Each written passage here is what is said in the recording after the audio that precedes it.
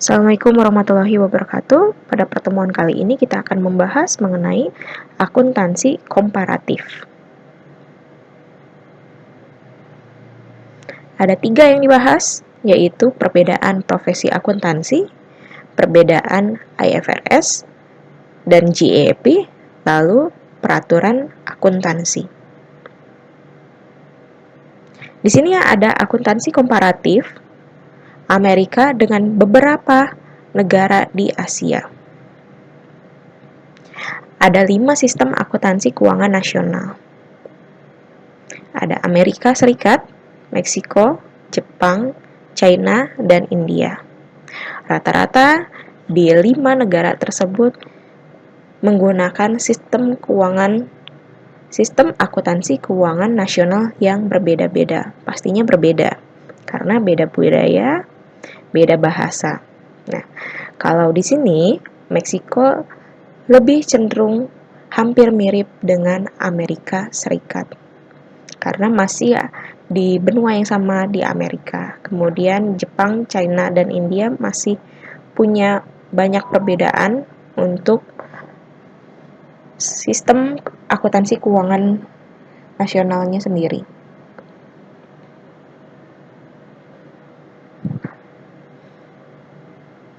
Kemudian kita akan membahas regulasi dan pelaksanaan akuntansi, laporan keuangan, dan patokan akuntansi di 5 negara tersebut. Yang pertama, regulasi dan pelaksanaan akuntansi. Untuk Amerika, Meksiko, Jepang, dan China, India, standar akuntansinya beda-beda ya di sini pastinya. Termasuk di Indonesia, standar akuntansinya beda menggunakan PSAK, tapi ini lebih cenderung PSAK-nya diadopsi dari IFRS. Kalau di sini cenderung beda-beda, dan Meksiko lebih hampir mirip dengan Amerika atau adopsinya ke Amerika atau GAAP. Kemudian regulasi audit dan auditor. Ini berbeda. Ada regulasinya. Kemudian Institut Sertifikasi Akuntansi Publik juga pasti berbeda namanya. Kalau di India ini nggak ada. Kemudian regulasi dan pelaksanaan akuntansinya. Ini yang biasanya mengatur mengenai keuangan. Nah, kalau di Jepang ini regulasinya langsung ke undang-undang.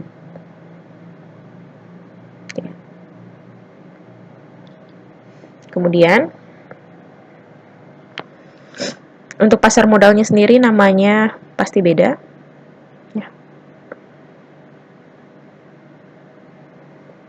Kemudian, nah ini di laporan keuangannya. Di Amerika Serikat, Meksiko, Jepang, China, dan India, apa aja sih laporan keuangan yang harus dibuat atau namanya beda? Nah, di sini Amerika ada laporan manajemen, laporan auditor independen, laporan keuangan primer, yaitu laporan laba rugi neraca, laporan arus kas, dan laba rugi komprehensif, perubahan ekuitas pemegang saham. Untuk Meksiko, ada neraca, laporan laba rugi, laporan perubahan ekuitas pemegang saham, laporan perubahan posisi keuangan, dan catatan. Di Jepang, ada neraca, laporan laba rugi, laporan atas perubahan ekuitas pemegang saham, ada laporan bisnis. Ini beda sendiri ya dengan negara-negara lainnya. Kemudian ada jadwal terkait juga.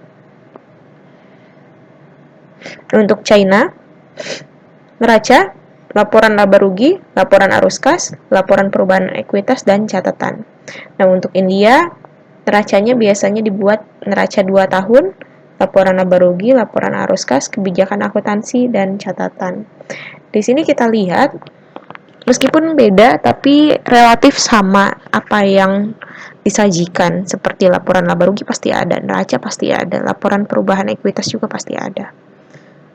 Cuman ini ada beberapa yang berbeda karena tergantung pada proses bisnis negara tersebut. Apa saja sih kebutuhannya, ini akan cenderung melihat proses bisnis perusahaan di negara-negara tersebut. Kemudian, patokan akuntansinya pada saat penggabungan usaha, pembelian atau pooling.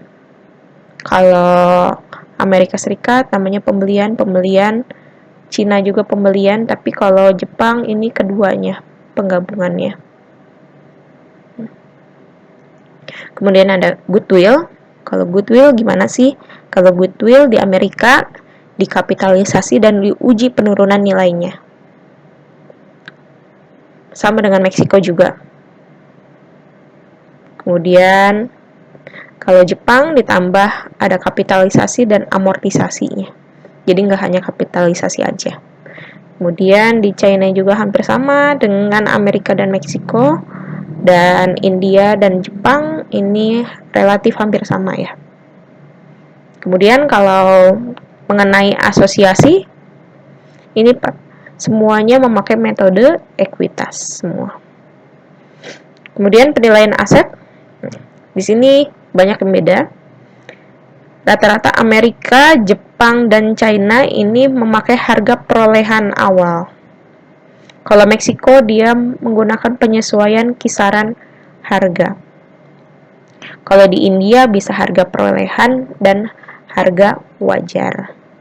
Ini India penilaian asetnya hampir sama dengan yang di Indonesia ya. Oke. Kemudian kalau biaya depresiasi ini berbasis ekonomi semua kecuali Jepang. Jepang lebih ke berbasis pajak. Karena tadi sebelumnya sudah kita lihat bahwa di Jepang regulasi dan pelaksanaan akuntansinya dia berdasarkan undang-undang. Bisa dilihat ya. Undang-undang perusahaan, undang-undang pertukaran dan sekuritas, undang-undang pajak, dan lain sebagainya.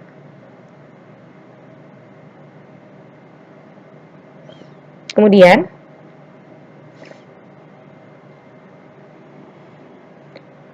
jika mengenai penilaian persediaan LIFO, untuk di Amerika masih boleh, di Meksiko tidak digunakan, jadi boleh tapi tidak digunakan.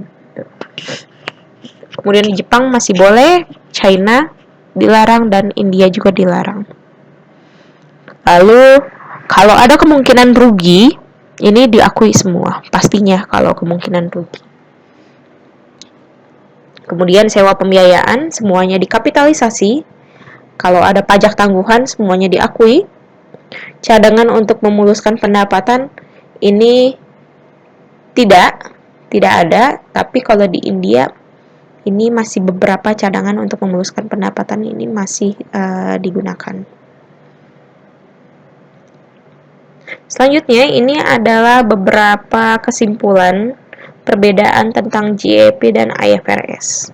Secara umum, untuk IFRS berbasisnya prinsip, tapi US GAAP ini lebih ke maksudnya adalah berbasis pada aturan. Kemudian karakteristik kualitatif dan informasi keuangannya. Kalau IFRS membutuhkan informasi keuangan agar dapat dipahami, relevan, dapat diandalkan, dan dapat dibandingkan.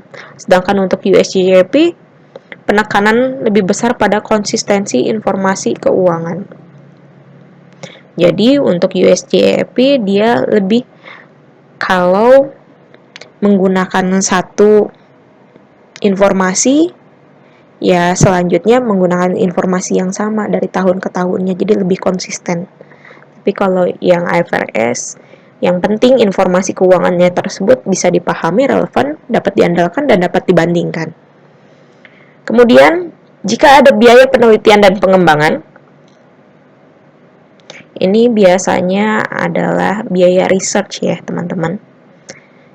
Kalau di IFRS diperbolehkan dikapitalisasi, tapi untuk di USJP dicatat sebagai pengeluaran kecuali dengan perangkat lunak internal dan biaya situs web.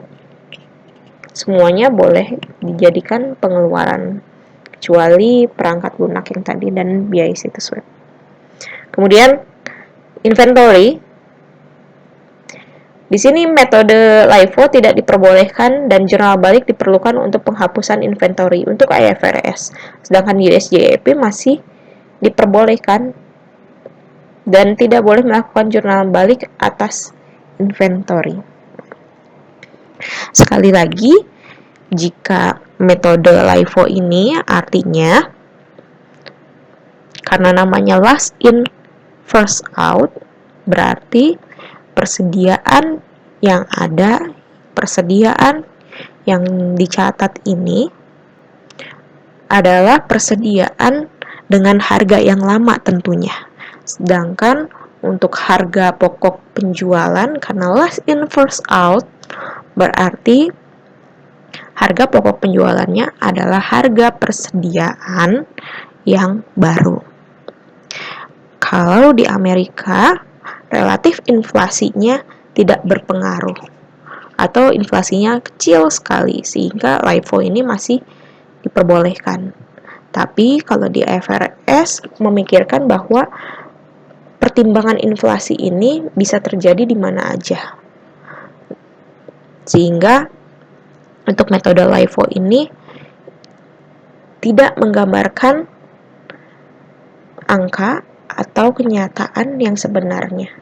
Karena kalau inflasi kan persediaannya semakin lama semakin mahal.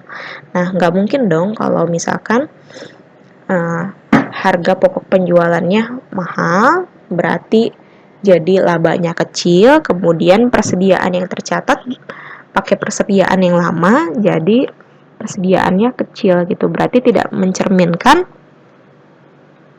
keadaan yang sebenarnya. Kemudian selanjutnya, lease atau sewa guna usaha. Untuk IFRS, keuntungan dari transaksi jual dan sewa kembali atau leaseback dari sewa operasi diakui pada saat penjualan dan sewa kembali. Kalau di USJP, keuntungannya ini diamortisasi selama umur sewa. Kemudian jika ada penggabungan, ini berdasarkan saham pengendali untuk IFRS-nya.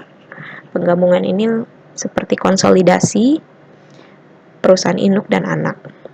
Lalu kalau USJP berdasarkan kepemilikan mayoritas. Nah, ini bisa dibedakan ketika kalau USJP berarti kepemilikan mayoritasnya misalnya lebih dari 50%, misalkan 51%. Nah, ini penggabungannya adalah digabung ke perusahaan yang memiliki saham mayoritas ke yang 51% tersebut. Tapi kalau IFRS ini berdasarkan saham pengendali. Jadi meskipun sahamnya hanya 30%, ini bukan kepemilikan mayoritas, tapi hanya pengendali. Maksudnya pengendali itu adalah yang mengendalikan perusahaan yang mempunyai kebijakan-kebijakan utama terkait perusahaan tersebut, maka nanti dikonsolidasi atau digabungkan ke saham pengendalinya meskipun sahamnya kecil atau bukan saham mayoritas. Yang pasti ini ditunjuk di RUPS ya teman-teman, siapa yang pengendali perusahaan tersebut. Kemudian, aktiva tidak berwujud untuk IFRS, revaluasi ke atas atau kenaikan diperbolehkan. Sedangkan untuk USJP, revaluasi ke atas atau kenaikan tidak diperbolehkan. Contohnya seperti apa? Ini aktiva tidak berwujud, misalnya merek. Merek ini kalau ada revaluasi ini diperbolehkan di IFRS, tapi kalau di USJP ini tidak diperbolehkan.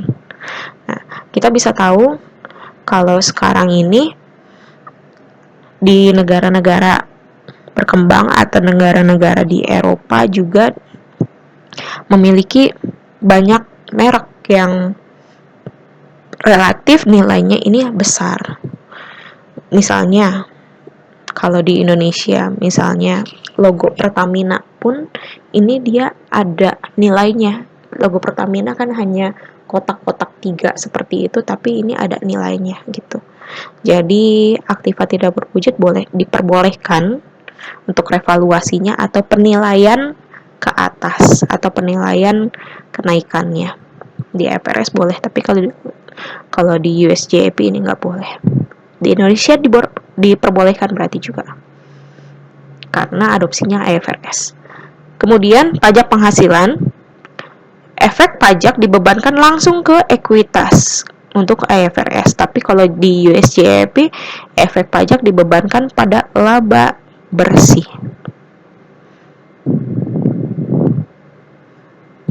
Selanjutnya, untuk perubahan kebijakan akuntansinya untuk IFRS, laporan perbandingan dan tahun sebelumnya disajikan kembali terutama saldo laba ditahan. Laporan perbandingan dan tahun sebelumnya disajikan kembali untuk US GAAP. Selanjutnya, perubahan estimasi akuntansi untuk IFRS dilaporkan dalam laporan laba rugi pada periode berjalan. Tapi kalau di US GAAP dilaporkan pada laporan laba rugi pada periode berjalan. Oh, masih sama ya untuk perubahan estimasi akuntansi. Ini pasti ada karena mungkin ada kebijakan manajemen yang merubah estimasi akuntansinya. Kemudian, pembelian saham sendiri di IFRS ditampilkan sebagai pengurang dari ekuitas. Di GAAP juga sama. Kemudian untuk laba per saham ini sama juga, rata-rata saham dilutif tertimbang digunakan sebagai penyebut untuk EPS terdilusi.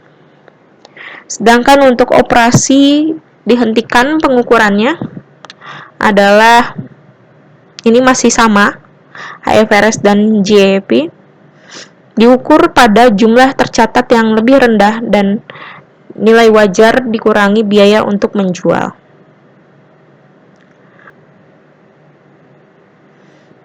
Selanjutnya, standar akuntansi keuangan. Bagaimana jika di dunia ada namanya IFRS, ada US GAAP, tapi untuk standar akuntansi keuangan di Indonesia ini pakai PSAK atau standar pernyataan standar akuntansi keuangan. Tapi ini adopsinya masih adopsi ke IFRS. Hanya adopsi ya, bukan berarti semuanya masuk ke IFRS, tapi tetap ada perbedaannya di Indonesia. Kemudian perbedaannya apa nih? Perbedaannya pastinya ada yang namanya standar akuntansi entitas tanpa akuntabilitas publik atau SAK etap. Tapi SAK etap ini nanti akan hilang dan akan digantikan namanya SAK entitas private. Kemudian ada standar akuntansi syariah, ada standar akuntansi pemerintah, kemudian ada standar akuntansi EMKM. Nah, ini untuk entitas mikro, kecil, dan menengah. Ini untuk usaha seperti UMKM ya teman-teman. Kemudian ada standar akuntansi keuangan mulai mengadopsi IFRS. 3 ciri utama IFRS adalah principle based atau berbasis prinsip, hanya mengatur hal-hal yang pokok saja, prosedur dan kebijakan detail diserahkan kepada pemakai. Lalu ada fair value atau nilai wajar, yaitu menggunakan nilai wajar meningkatkan relevansi informasi akuntansi, kemudian bisa diambil keputusannya. Kemudian ada pengungkapan atau disclosure. Tujuannya adalah pengguna laporan keuangan dapat mempertimbangkan informasi yang relevan dan perlu diketahui. Dan ini ada perkembangan IFRS dan IASB.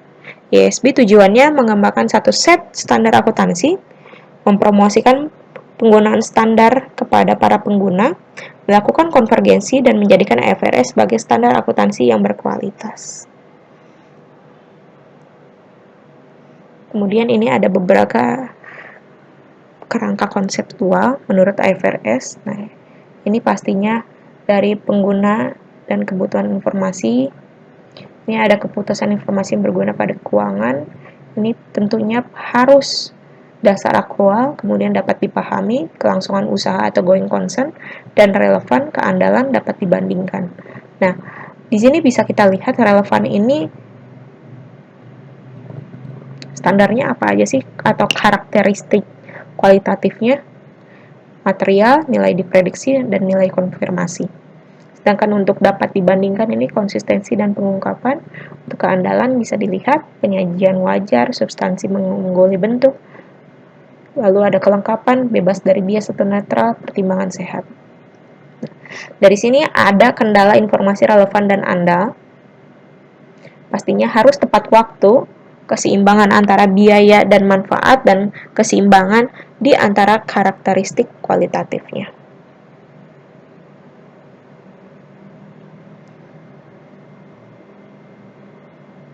Ini ada karakteristik kualitatifnya juga. Bisa dilihat dari bagannya. Kemudian ada kerangka konseptual menurut USGAP. Kalau tadi IFRS, sekarang USGAP, tujuan laporan keuangannya. Menurut kerangka konseptual USGAP sama dengan menurut IFRS, memberikan informasi untuk pengambilan keputusan. Ya, tentunya hampir-hampir sama seperti itu. Cuman untuk di USGAP karakteristik kualitatifnya dibagi menjadi dua, karakteristik primer dan sekunder. Tapi ininya hampir sama ya, ada relevan, ada andal, dapat dibandingkan, dan konsisten.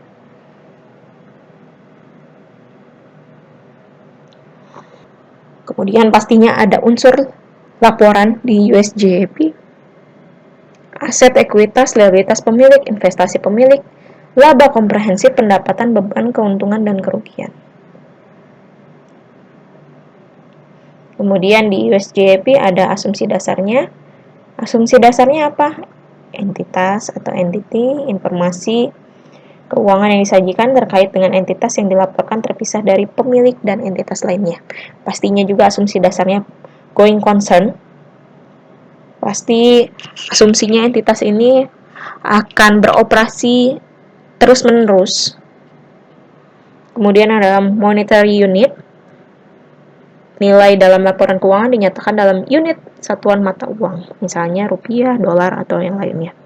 Lalu periodicity, pelaporan keuangan disajikan dalam periode untuk dapat dilihat kinerja pada periode tersebut dan kondisi keuangannya pada setiap akhir periode.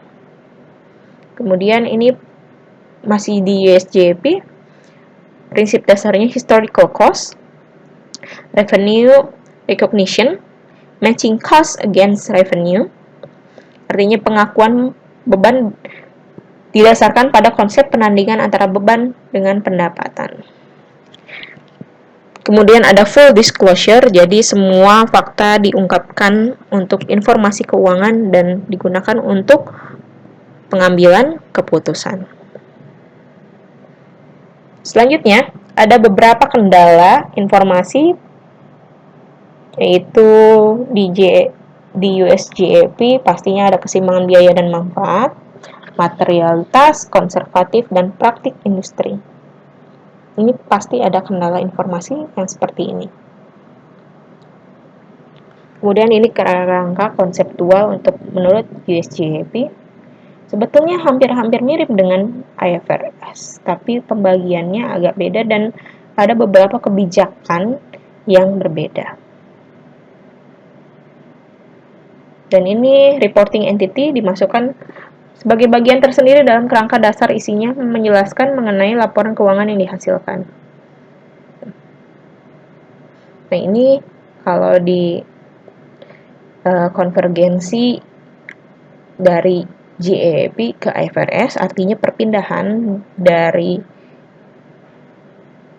USGAP ke IFRS, ini karakteristik kualitatifnya ya teman-teman, dibagi menjadi karakteristik kualitatif fundamental, lalu ada karakteristik kualitatif yang dapat meningkatkan relevansi.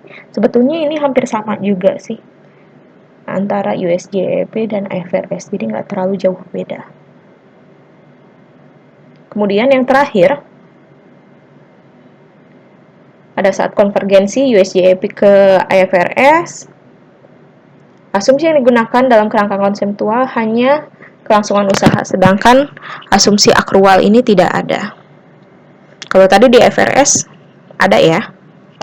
Nah, Kemudian untuk unsur laporan keuangan dan konsep pemeliharaan modal masih relatif sama, dan untuk pengakuan dan pengukuran ada beberapa perubahan dalam kerangka konseptual yang baru. Yang jelas di sini antara USJP dan IFRS sekali lagi hampir sama atau hampir mirip. Hanya saja ada beberapa yang berbeda karena IFRS ini berdasarkan prinsip, sedangkan untuk GAP ini berdasarkan aturan. Pokoknya kalau aturannya seperti ini harus dilakukan. Tapi kalau IFRS ini berdasarkan prinsipnya. Prinsipnya seperti apa, kemudian akan diserahkan ke penggunanya gitu. Jadi berdasarkan si asumsi pengguna standar akuntansi tersebut. Baik, demikian untuk pertemuan kali ini. Terima kasih. Assalamualaikum warahmatullahi wabarakatuh.